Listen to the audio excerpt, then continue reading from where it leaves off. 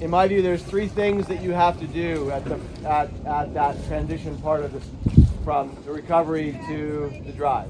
Thing one is you've got to get the blade square before it goes in the water. Thing two is the blade has to go in the water. And thing three is that you connect with the water and you begin the drive. Okay? And those three things are all distinct from one another, and they have to happen in sequence, right? So if we start to drive our legs before the blade's in the water, that's really bad, because then we are missing opportunity to drive the boat, right?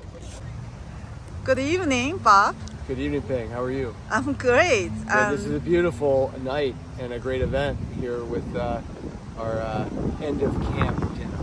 That's right. We should look after 2-3 days intense training. We'll give it 2.5 since we got blown off the water today. Right, yeah. And I'm learning so much every time with you and with other coaches. No, that's because you had Marlene this week, because she's amazing. She is amazing, but you and Mac are just amazing. I'm learning so much. And actually a lot of things you taught me go really well with my instincts, because I've been told to do things against my instinct about rowing, right? But here, just say, yes, everything, yes, this is it. This is what I've been trying to figure out on my own a lot of times, right? So how long have you been coaching? Well, first I want to say it's very satisfying to hear. Okay. So thank you. Thank you. I started coaching. I was dragged into coaching in 2014. So this is, I think, my 9th or 10th or maybe 11th season. Wow. I was pretty bad when I started, but I've gotten better. Well, we have to start from somewhere, right? Exactly. So before you started coaching, you were a rower.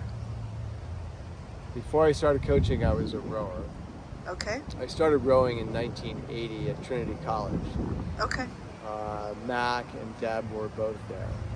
Wow. But then after college, I stopped for a long time. I was in the Navy and spent 30 years in the Navy, so. Amazing. What brought you into rowing for so long? This seems like your lifetime. Oh, well, I think I've had a connection with the water since I was born. Right. My dad was a sailor from the time he was very young. Okay. And he and my mom sailed, and so I was on a boat before I was a year old. Wow. And I learned how to row actually in a little dinghy off the back of a sailing boat in the waters of New England. Wow. And really was a sailor. In high school I sailed, but when I went to Trinity College, I went and tried out for the rowing team, and I really just loved it. I love being on the water. Right. And rowing is such an amazing sport because of the connection we have with the water and the medium. Right. It's really,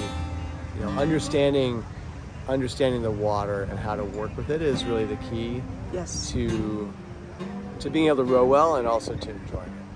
So when you coach and when you row, right, and when you are in the water, in the boat, what is it that your connection with water? I know you love poetry, like. I am not a poetry aficionado, although in certain But everything about cases, you is poetic. I love it. Yeah. But no, I honestly, when I'm on the water, I feel at peace. Right. It's just So that's it. You feel one with water. You feel whole. When I step in a launch, or if I step on a sailboat, or if I'm in a sailboat. Right. I say that? Sailboat, rowboat, launch, all of it. I'm more relaxed and more at peace with myself than any other time. That's interesting. So you are the poetry coach, right? Rowing coach. And I wouldn't lay claim to that. No, you told me how you use poetry with your athletes, right? So what is that connection? poetry and rowing? Oh, For you? I was actually looking for a way to have my athletes simply rest on the water and feel balance in their single sculls. So I will have periodically in our course of our weekly practice sessions, I will try to find time where it's quiet at the end of especially at the end of a hard workout, and just have them sit still, usually with their eyes closed and usually in a precarious position like at the catch. Right. And then I will find something to read to them to have them give some focus and take their mind off the precarious nature of their position. Right. And so we came up with poetry. How did they react to this? I think better than I expected. It was an experiment. Okay. I think people really enjoy it. Yeah. I do it. I coach at Capitol Rowing Club in DC. Right. We have a remarkably peaceful body of water for a busy city, but it's fun. I've done it at Craftsbury a number of times. Right. Probably one of my most favorite times was I had read verse in one of our small group sessions, which is a group of 5 scholars, and then I was at the end of the camp. I was the chump. We do stump the chump, where you have a coach in a boat, and all the campers are on a dock, and they ask questions. And so one of the campers asked me to read the verse that I had read. They asked you? Yeah. Wow. So I had everybody on the dock close their eyes, and I had a chance to That's recite. amazing. It was fun. That's amazing. Before I ask you to recite your favorite poem, right? I just want to share this with you. I was a poetry professor for 20 years. I said, if you want to be a real good poet, you need to learn about water. You need to learn about the rhythm, and rowing will give you the best. And the connection between body and mind and water, and with your boat, So it's really doing pretty amazing. I know. So you are teaching rowing and you use poetry. I taught poetry and I use rowing. So the two worlds come together. Really cool. Yeah. So do you have I know you have many favorite rowing poems. Could you share one with us? I will share. I'll share the poem that I read for the campers at Craftsbury. But I've read many times.